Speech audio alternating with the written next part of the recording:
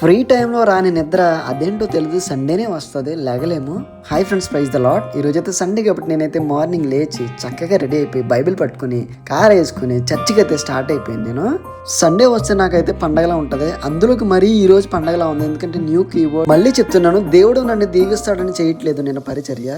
మనము చెల్లించాల్సిన కృతజ్ఞతలు ఎన్నో ఉన్నాయి, దాన్ని బట్టి నేను దేవునికి ఎంతో కృతజ్ఞతలు చెల్లిస్తున్నాను. నేనైతే సన్నిధిలోకి వెళ్ళి చక్కగా లైట్లు ఆన్ చేసుకుని చేపలు చూసుకుని బలిపేట పంత నీట్ గా ఉందో లేదో చూసుకుని చక్కగా పెట్టుకున్నాను. వంటలు అయితే మాత్రం దండిగా రెడీ అయిపోతా ఉన్నాయి. ఇంకా ప్రార్థన అయితే ప్రారంభించుకుని కొన్ని పాటలు పాడుకున్నాం. ఈలోగా కీబోర్డ్ అయితే ప్రేయర్ చేపించి ఓపెన్ చేయడం జరిగింది. బైబిల్ జ్ఞానం చేసుకుని ఆరాధనలోకి అయితే మనం వచ్చాము. చక్కగా ఆరాధన చేసుకున్నాం. జీవించబడడానికి కారణం ఆ మనుష్యుడు అత్యధికముగా అభివృద్ధి పొంది విస్తారమైన మందలు, దాసులు, ఒంటెలు, గాడిదలు గలవాడైన మనుష్యుడు. ఈ మధ్యాహ్నం మాట చెప్పగలుగుతాను, నువ్వు మనిషివే, నేను మనిషినే.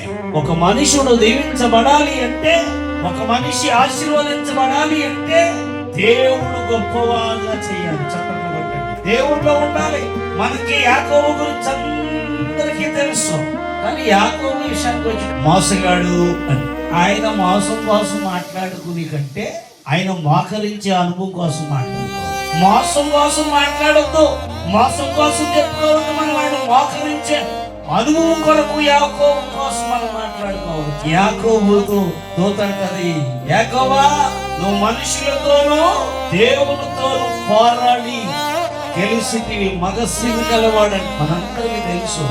యాకోబు, ఏశావు బ్రదర్స్. ఓ రోజు నాగన్నాడు, ఇసాకయ్య గారు వృద్ధుడైపోయాను, నిన్ను ఆశీర్వదింతాను, నిన్ను దీవిస్తాను, నువ్వు వేటాడు, వేటలో నైపుణ్యత కలిగినాడు, నీ పేరులోనే ఉంది అని చెప్పి యాసావు చెప్పాడు. తండ్రి మాటకు లోబడ్డా లేదా? లోబడ్డాడు. ఈ లాగలో ఇస్సాక్ అనే సార్కి ఇద్దరు వాళ్ళు, ఒకడు యాసావు, రెండు యాకోబు. ఈ లాగలో రెబెక్కమ్మ గారి మాటలు, యాకోబా ఆశీర్వాదాలన్నీ మీ డాడీ, నువ్వు వెళ్ళి వేటాడినా పట్టరాదా అన్నాడు. కానీ ప్రేమ వచ్చినప్పటికి వ్యత్యాసం చూపిస్తుంది. ఒరే మీ అన్న దీవులు కొట్టేసేలాగున్నాడు అబ్బాయి, నీ అన్న కంటే ముందు మందలోకి వెళ్ళి ఓ మేక పిల్లని.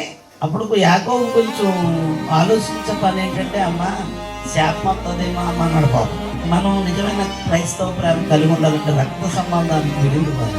ఇంకా ఈనాటి ఆదివారపు ఆరాధన అయితే ఈ విధంగా ముగించబడింది. అయిన వెంటనే మా కంగారు మీకు తెలిసిందే, త్వరగా కారులో సర్దుకుని త్వరగా భోజనం చేసి మళ్ళీ రెండో సర్వీస్కి అయితే మేము వచ్చేసాము. అక్కడి ఆరాధన కూడా చాలా అద్భుతకరంగా జరిగింది. నాకు తెలిసిన మాటలు వారికి జ్ఞాపకం చేసి చక్కగా ముగించాము. ఈనాటి ఆరాధన కూడా ఈ విధంగా ముగించబడింది. అందరికీ